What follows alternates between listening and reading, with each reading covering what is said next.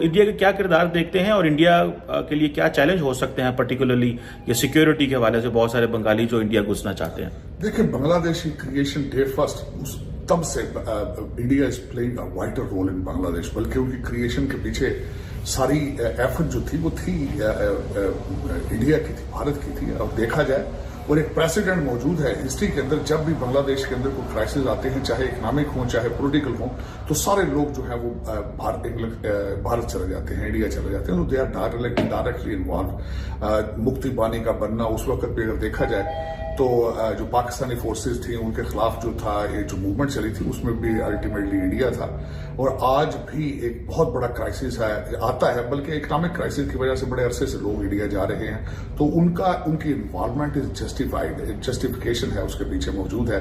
और मैं इससे एग्री करूंगा कि यहाँ पे बांग्लादेश में दर हकीकत जब से ये स्टूडेंट्स की मूवमेंट चल रही है, लोग पहले ही बॉर्डर क्रॉस कर रहे थे। मैंने शायद आपके सेगमेंट में ही कहा था रिसर्च करके कि $180 रेट है इस वक्त बॉर्डर क्रॉस कराने का, वहां से लोग रिश्वत लेकर बॉर्डर क्रॉस कराते हैं। लेकिन इसके बाद फिर एक तूफान आएगा, लोगों का भागेंगे उस माइग्रेशन के पीछे। पॉलिटिकल इंस्टेबिलिटी और इकोनॉमिक इंस्टेबिलिटी दोनों चीजें होती हैं। मेरे ख्याल में भारत इज डायरेक्टली ऐसा कंट्री होगा जो डायरेक्टली जिस पे असर पड़ेगा उनके ऊपर, उनकी इकोनॉमी के ऊपर भी इसका प्रेशर आएगा और उनकी उस बॉर्डर एरिया के अंदर पॉलिटिकल इंस्टेबिलिटी भी आएगी। मेरे ख्याल में इस चीज का जितने जल्द से जल्द इसका हल ढूंढना चाहिए ताकि लोग बजाय माइग्रेट करने के अपने घरों में ही रहें। लेकिन इट इज ए क्राइसिस। और देखें, बंगाली में अगर जाती तौर पर मुझसे पूछे, वेरी इंटेलिजेंट कौम है, वेरी रिसोर्सफुल है। भारत हमारे सब कॉन्टिनेंट की दो बड़ी पार्टियां हिस्टोरिकल कांग्रेस और मुस्लिम दोनों बंगालियों ने बनाई थी। They are very intelligent people और मेरी दुआएं हैं कि वो उनकी सेफ्टी के लिए, बांग्लादेश की प्रॉपर्टी के लिए, भारत के लिए, पाकिस्तान के लिए। डॉक्टर साहब, इसमें जरा चाइना और अमेरिका के हवाले से बात कर ली जाए। ये कहा जाता है कि बाइडेन एडमिनिस्ट्रेशन शेख हसीना वाजद से खुश नहीं थी और उसमें भारत ने बड़ा किरदार इसलिए अदा किया कि चीज़ों को नॉर्मलाइज करवाने के, कि अगर बांग्लादेश जो है वो अमेरिका से दूर होता है तो इंडिया के लिए भी मसले पैदा हो सकते हैं और चाइना की पेनिट्रेशन हो सकती है। इसको आप कैसे देखते हैं? अमेरिका जो है उसके क्या इंटरेस्ट हो सकते हैं बांग्लादेश के अंदर, और चाइना जो है वो उसके क्या इंटरेस्ट हो सकते हैं? क्या चाइना कोई नई हुकूमत साजी में रोल अदा कर सकता है? कैसे देखते हैं चाइना और अमेरिका के इंटरेस्ट को बांग्लादेश में? बांग्लादेश के अंदर मैं आपको इस चीज को, मैं क्योंकि अभी recently came from US and I am watching US very closely. एक जो वैक्यूम मैंने आपको बताया था कि अमेरिका की वीक फॉरेन पॉलिसी की वजह से जो वैक्यूम है उसको रशिया और China completely they are targeting it. यहाँ पे मैं आपको इस चीज की ऑलमोस्ट गारंटी दूंगा कि इस वैक्यूम को चाइना फिल करेगा। और ये भी आपको पता होना चाहिए कि हसीना वाजिद के कूप की जो कार्रवाई चल रही है, ऑलमोस्ट 1 महीने पहले हसीना वाजिद वॉज इन चाइना। और इस पे प्रेशर आएगा। भारत और चाइना दोनों कोशिश करेंगे कि उस वैक्यूम को कवर किया जाए, लेकिन मैं समझता हूं कि China is the only one in this party who has money. और दूसरा ये है कि उन्हें पता है कि करप्ट एरियाज के अंदर किस तरह टारगेट करके पैसे के जरिए अपना असर रसूख उठाया जाता है। और मैं जिस तरह हर इससे देओल साहब के साथ उनका मिलना, बांग्लादेश से सीधा डायरेक्ट भारत जाना, क्योंकि Bharat has lot of on stake. Doctor साहब, ये बताएं कि इसकी क्या इम्प्लीकेशंस हो सकती हैं? साउथ बांग्लादेश को बने हुए तकरीबन जो है वो 50 साल का अरसा हो गया था और इस अरसे में ये जो वाकया है, पहले भी बांग्लादेश के अंदर फौज आई है, शेख हसीना वाजिद 15 साल से तकरीबन रूल कर रही थी। अब आप इस डेवलपमेंट को कैसे देखते हैं जो आज हुई है? चीमा साहब, मैं समझता हूँ कि एक बहुत सिग्निफिकेंट वाकया हुआ बांग्लादेश के अंदर। उसकी वजह ये है कि this will set up the mode in the rest of the south Asia उसमें।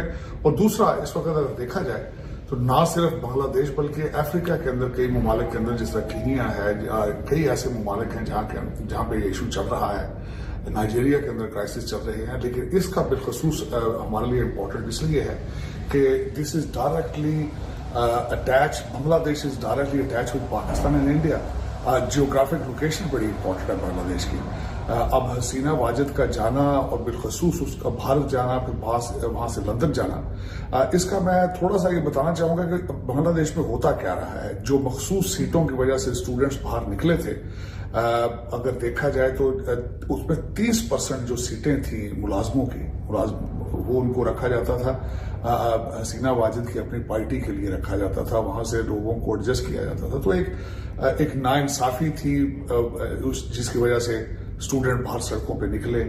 फिर उसमें हसीना वाजिद ने उनको सीरियस नहीं लिया, उनको बल्कि उनको रजाकार का नाम देते रहे, टांट कराते रहे उनको, बजाय कि उनके साथ अच्छे रियल नेगोशिएशन की जाती। तो वो चीजें बढ़ती गई, जमात इस्लामी को बैन कर दिया गया।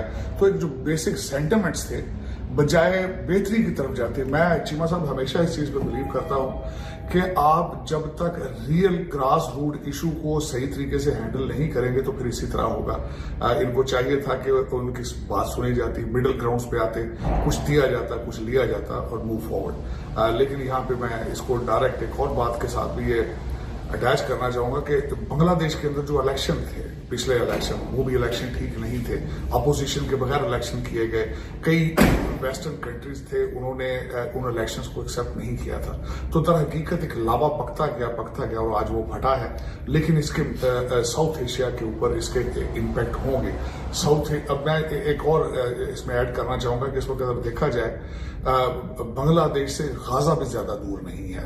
पहले वहां पे जंगें जारी हैं, वहां पे इशू बिल्कुल, और उसके बाद ईरान, बांग्लादेश से ईरान भी ज्यादा दूर नहीं है।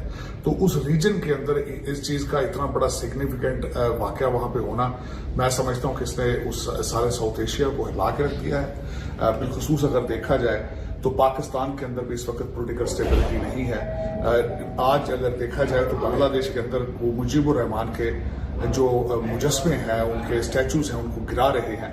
लेकिन यहाँ पे भी कई लोग हैं जो अपने आप को मुजीबुर रहमान के साथ अटैच करते हैं, बांग्लादेश की मिसालें देते हैं। तो मैं समझता हूँ कि it's a very sensitive matter. बिलखसूस पाकिस्तान की जो सिचुएशन है अगर देखा जाए वो भी बांग्लादेश से ज्यादा दूर नहीं है अगर देखा जाए तो। लेकिन this will set up a mode, this will become a president in the south Asia कि इसको किस तरह से देखा जाता है। I'm praying for Bangladesh.